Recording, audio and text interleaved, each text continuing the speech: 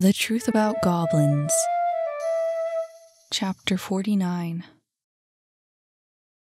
Kit hauled himself up the stairs, the voices below fading into whispers.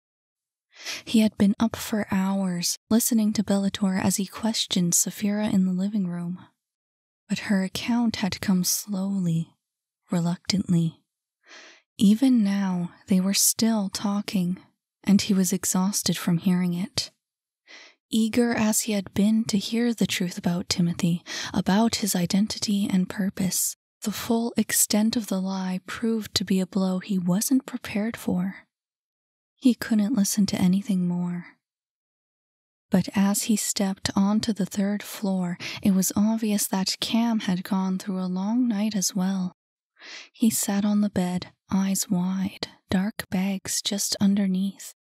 His gaze jumped to Kit's before returning to the ground, but he said nothing, and he didn't move from his seat.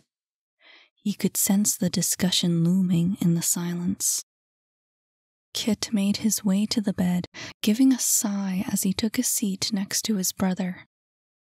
"Mother insists on the whole incense story," he began.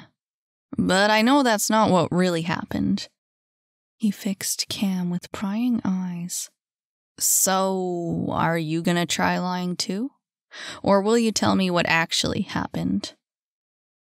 Cam said nothing. For a while it seemed he wasn't going to speak. But it was hardly seconds later when he lost the last of his resolve and folded under the pressure. "I didn't mean to. Really, Kit, it was an accident. But he was yelling at Mom and I couldn't." Whoa, said Kit. "Take it easy, bro. Start from the beginning and we can point fingers afterwards, all right?" Cam took a couple of deep breaths, trying to get a hold of his nerves. When that didn't work, he started biting his nails. "Mr. Mussolini kept yelling at Mom," he said. "And then Mom started yelling at him, and they were really, really loud, Kit. They were really loud." He laid a hand on his back. "Keep going. What were they saying to each other?" "He was gonna kick us out," said Cam. "He called Mama. What, Cam? What did he call Mom?" Cam buried his face in his brother's shoulder. "A bad word." He looked up again, his voice barely a whisper. "Kit, he called her a whore." Kit felt his blood begin to boil. He said that?" He clenched his fists. "I'm gonna kill that." "You can't," said Cam. "Remember?" He let out a deep breath. "Oh, yeah." He looked down at his brother and nodded, urging him to go on. "I couldn't let him do that," he continued, his own hands clenched. "I couldn't just let him talk to Mom like that. I went downstairs and just..." He buried his face in his hands. "What did you do?" said Kit. "I opened my mouth." "Yeah?" "And I wanted to yell something." "Yeah?" "And something came out." "Something?" "Kitsune?" He looked up. "Fire came out." Kit stared, silent for the longest time. "Fire came out of your mouth?" He nodded frantically. "I think it was magic." Kit forced a laugh, staring at the ceiling. "Dang, my little brother can breathe fire."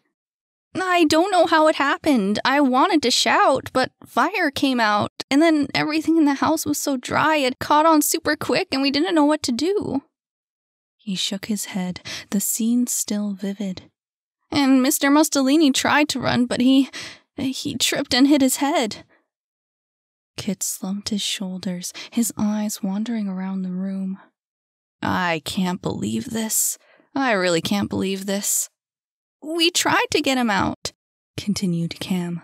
"Mom and I tried to drag him, but he was just too fat and heavy, and it was really hot. We couldn't breathe, and we had to leave him there."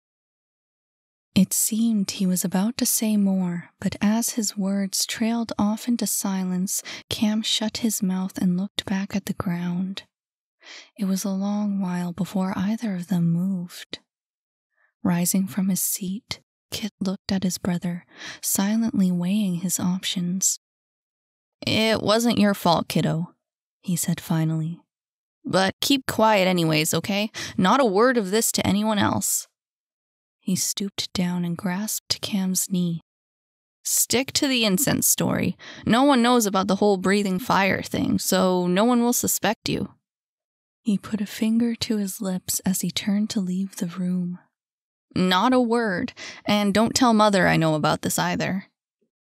Again, Cam nodded, his head bobbing up and down in a frenzy. "I won't." He turned away and left his brother on his own.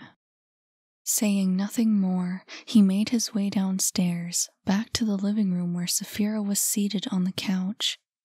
Bellator was sitting across from her, but rose to his feet as he saw Kit approaching.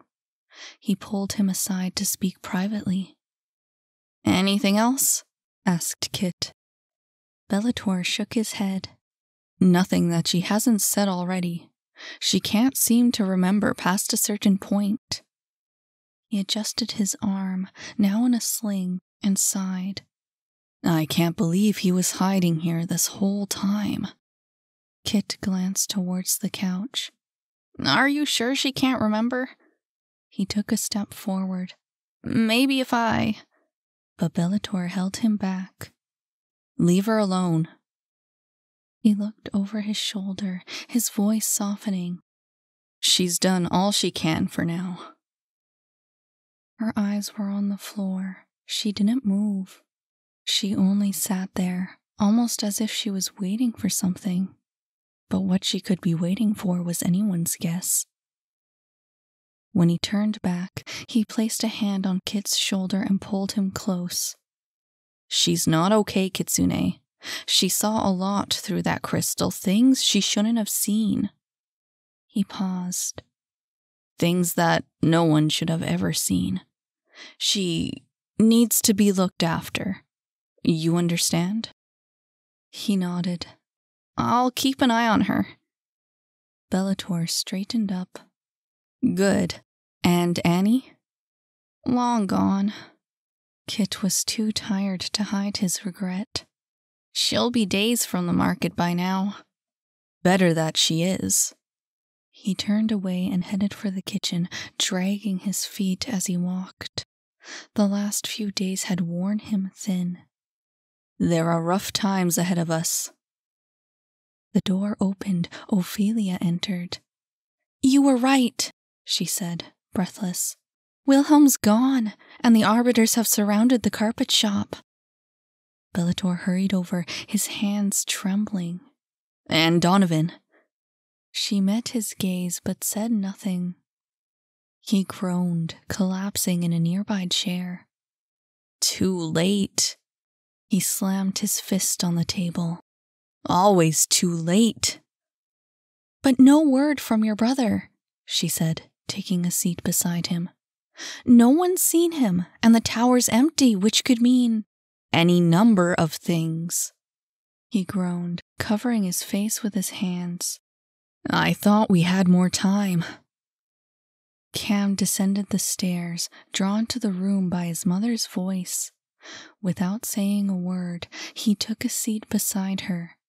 Kit joined the table as well, after casting a last glance towards Saphira. Ophelia eyed the boys uncertainly, but Bellator was the first to speak. "Let them stay," he said. "We'll need their help. I didn't realize—" Another groan. "We don't have time." Despite her reluctance, she turned her focus to the rucksack at her feet. "It was all there, just as you said." She dumped a stack of old papers on the table. "Wilhelm kept them safe." He grabbed the stack, rapidly sorting through papers until he found what he was looking for. "Good, good." He looked up, meeting their anxiety with determination. We still have a chance. But we have to act fast. He wants to make a clean break, no loose ends. Crazy as it might sound, I think he's using the pumps. The two boys sat to attention, but Ophelia seemed more skeptical. It's a little far-fetched, even for me, she admitted. Are you certain? I'm sure of it. He pointed to one of the documents, a floor plan. He's tested it. You felt the tremors the last few days, and before that, he used the pump in the old theater to make it collapse, planting explosives so it would look like a transgressor attack. But what if it wasn't the pump? Said Kit. What if the explosives made it collapse? It was an earthquake, he said. I was there, I know.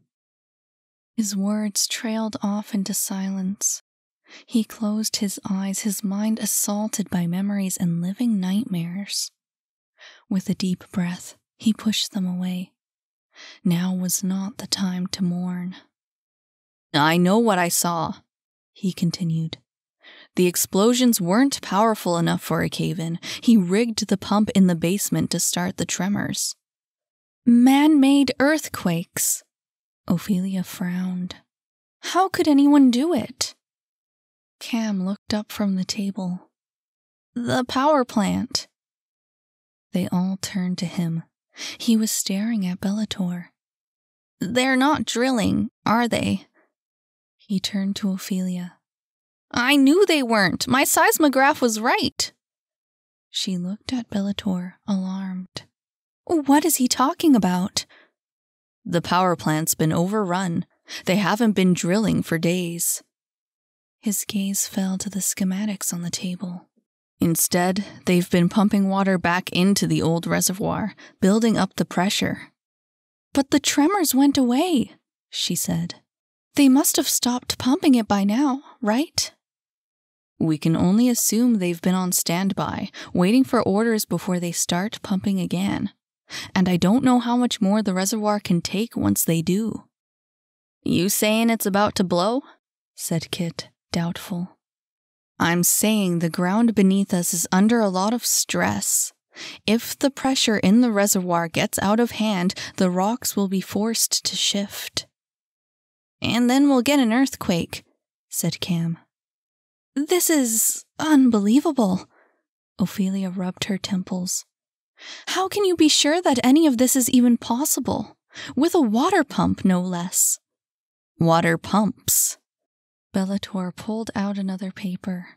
3 of them, from the plans I found in the Arbiter's Tower, and each at a strategic point in the cavern.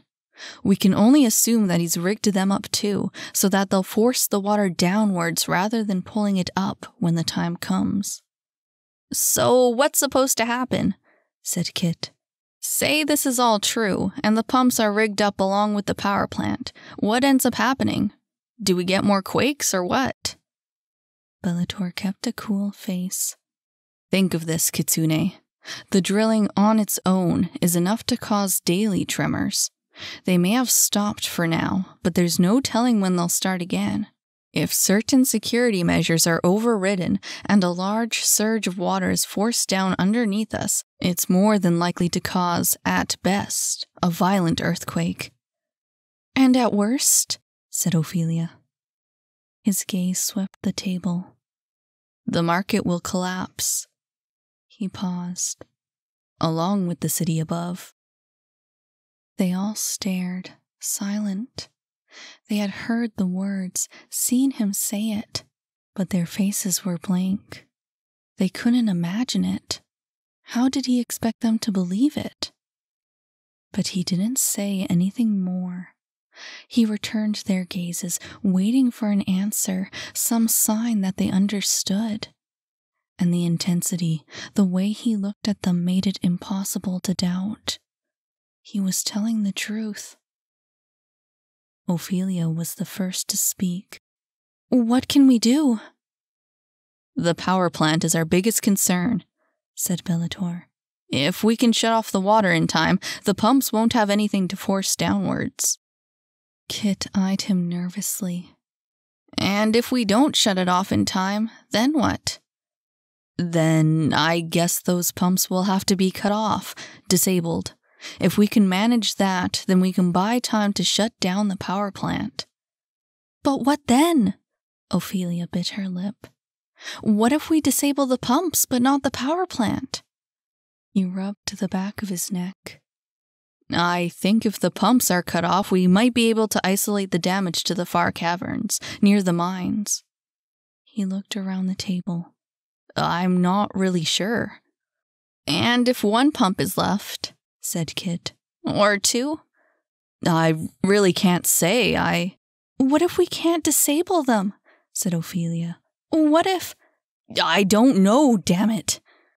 The lights flickered. The floor was shaking by the time they got to their feet. Dishes fell from the cupboards. The walls around them creaked and groaned under the strain.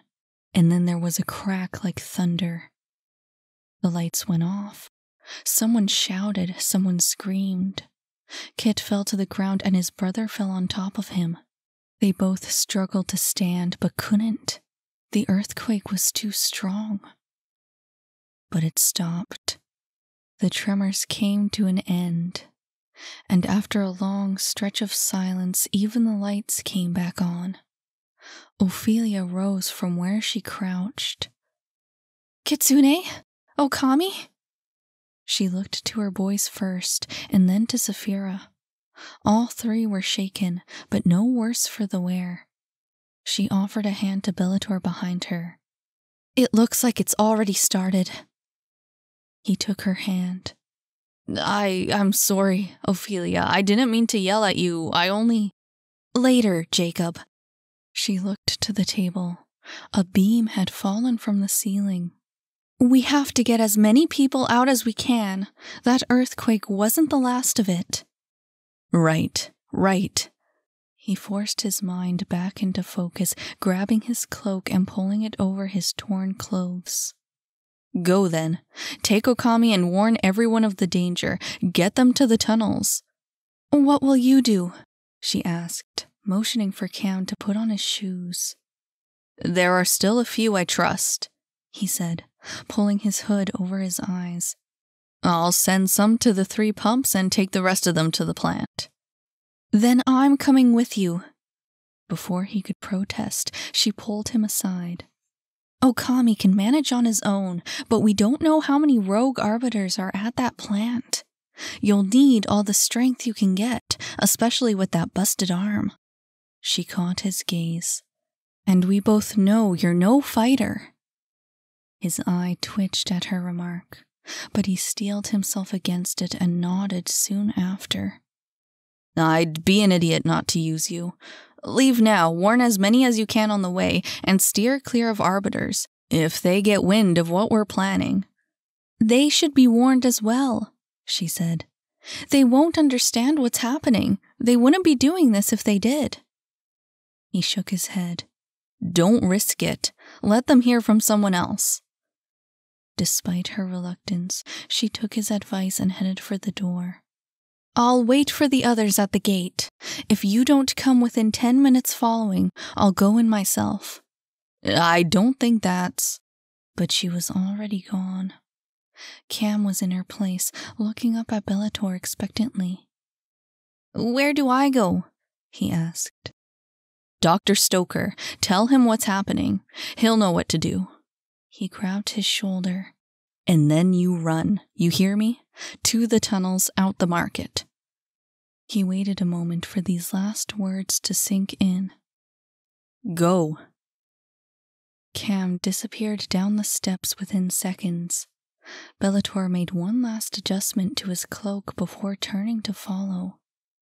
But Kit held him back. What about me? I told you already. Saphira. Kit looked over his shoulder. She was still watching from the living room. But I can help. I can find the pumps, or go to the power plant, or warn the... Listen to me, kid. He lowered himself until they were at eye level. She's the one who needs you right now. You have to get her out of here. A quick glance behind.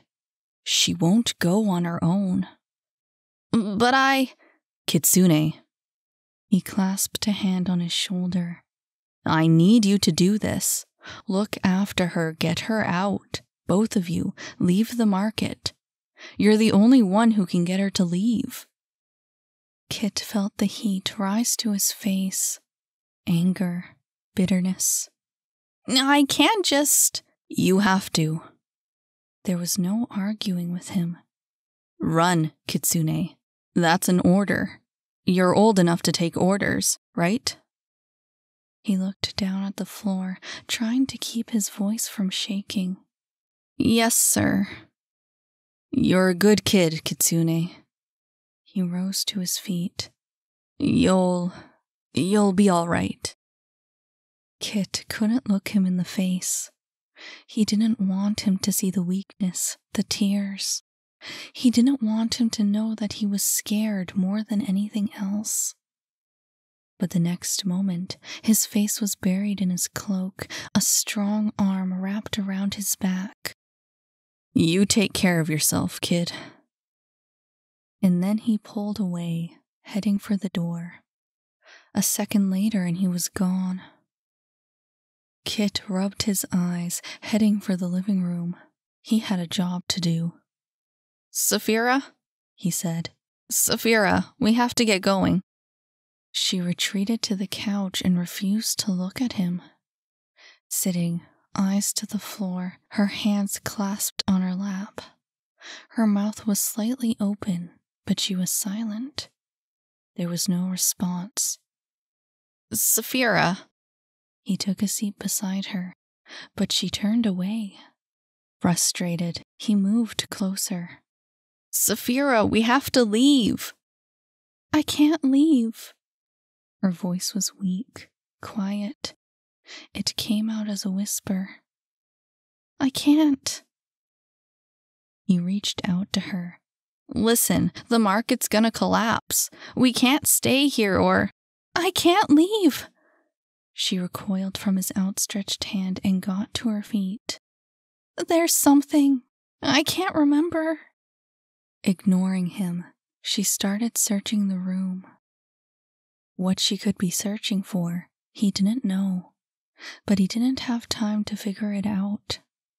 Did you hear what I said? We gotta get going. If Bellator doesn't shut the water off in time, the whole market's gonna... He stopped and turned to the window. There was a noise coming from outside. With Saphira occupied, he made his way across the room. The noise grew louder with each step. Scratching, tapping. Something was out there. He didn't question opening the window, didn't think twice as he stuck his head outside and looked around. But it was too dark to see anything, and the noise was gone. With a sigh of relief, he pulled his head back inside. He had to stay focused. Saphira, we've gotta... A black shadow pounced through the window. Kit yelped, but his shoulders were pinned to the floor before he could fight. He couldn't move. They got her. He stared at the face beneath the hood. Yang? What the... They have her. Yang leaned in closer, eyes wide. Jack, they have my sister. He threw him off and got to his feet. What the heck, man? What are you talking about? They said I had I had something they needed me for. Something. If I don't, they'll murder her. He grabbed Kit by the collar. You have to help me. Slow down. He pushed his hands away. I can't understand what you're trying to... A noise, a sound. They turned to the piano. Saphira had pressed down a key, oblivious to Yang's presence. He hadn't noticed her either. Well, what is she... Quiet! Kit watched her press another key, and another. He didn't understand what he was seeing, but he felt something. Tension, expectation. No one moved as she brought down her other hand and started to play. but she drew her hands back, suddenly repulsed by the sight of it. She gasped, "The piano!" She was behind it in an instant, pushing it to the middle of the room. A moment's pause, she looked to the others. She was furious. "Help me!"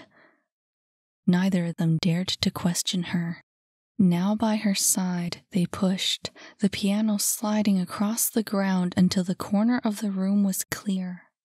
And then she was on her knees, tearing the carpet from the floor like an animal.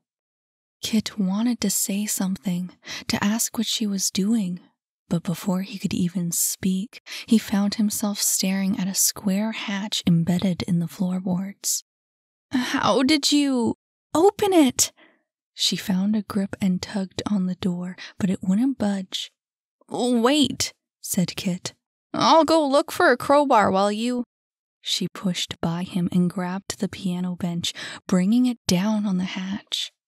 The other two staggered backwards. What is she I don't know." A bright flash, a shriek, and they fell to their feet. By the time Kit looked back up, Saphira had disappeared. His heart skipped a beat. "Where did she go?" There was a gaping hole where the trap door used to be, and Saphira's white light was down below. "I'm going down," he said, bringing out his fireball. "But why are you—" He didn't give an explanation before dropping into the hole. It was a hard fall. Not a long one, but he stumbled on the uneven floor as he landed. Luckily, his fireball was still lit. He waved it around and scanned the room. "Saphira?" The light from his fire came to rest on a pump tucked away in the far corner. It was silent, out of use. But as he stepped closer, he noticed the tools scattered around its base. Someone had been experimenting with it. He turned to the wall, finding markings across the stone. Numbers, equations, calculations. It was endless. Everywhere he turned, every place the light touched, he was met with more markings, more notes. What did it mean? Yang stumbled down the hole, using what was left of an old ladder. Jack! Kit whirled around, fire in hand. Put that down! He lowered his hands from his eyes. What is this place? The cellar, I guess. Kit took a step forward. But I think it might have been some sort of... He cried out and fell to the ground. Yang was at his side in an instant. You okay, Jack? Kit sat up and groaned. I slipped on something. He reached for the object at his feet. What is it? Yang stared for a long while, but it was only when he took the object in his hands that he recognized it. And then he gasped. Imagic's pearl! Kit's jaw dropped. No way! Why would it be here? Why would he? He cast another glance around the dark cellar. It was only then that he noticed a chair on its side and thick coils of rope discarded on the floor. Without seeing it, he sensed it. A chill, an emptiness. Death hung thick in the air. What happened here? A cry, Saphira's. She was at the other end of the room. They abandoned the pearl and hurried over. What's wrong? Said Kit, still shivering from her scream. What'd you find? She knelt before a small table, overturned. Her ball of light illuminated the scratches on its bottom, revealing a hidden diagram. Terrified, her eyes met his. There are 7!